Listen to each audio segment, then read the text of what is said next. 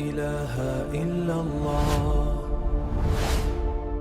اس وقت امت کو جس قدر اتحاد کی ضرورت ہے پہلے کبھی نہیں تھی۔ اللہ تعالیٰ کا بڑا خوبصورت ارشاد ہے وَاعْتَصِمُوا بِحَبْلِ اللَّهِ جَمِيعًا وَلَا تَفَرَّقُوا، اللہ کی رسی کو مضبوطی سے تھام لو اور آپس میں تفرقے میں نہ پڑو، اور اللہ کی نعمت کو یاد کرو۔ وَاذْكُرُوا نِعْمَةَ اللَّهِ عَلَيْكُمْ إِذْ كُنْتُمْ أَعْدَاءً فَأَلَّفَ بَيْنَ قُلُوبِكُمْ فَأَصْبَحْتُمْ بِنِعْمَتِهِ إِخْوَانًا، تم ایک دوسرے کے دشمن تھے، اللہ تعالیٰ کی نعمت کے سبب سے تم آپس میں بھائی بھائی بن گئے۔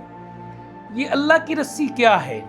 قرآن مجید ہے، حبل اللہ الممدود من السماء الی الارض، یہ اللہ کی رسی ہے جو آسمان سے زمین کی طرف لٹک رہی ہے۔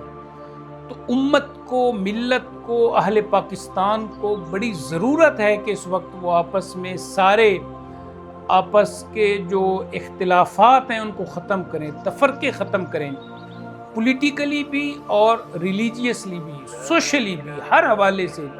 اس وقت پاکستان جس مشکل دوراہے میں ہے اور جس قدر سیکورٹی فورسز پر اٹیکس ہو رہے ہیں اور ہمارے جوان شہادتیں دے رہے ہیں، تو اس وقت بہت زیادہ ضرورت ہے کہ ہمارے درمیان اتحاد اور اتفاق ہو، اور ہم جسد واحد کی طرح ہوں۔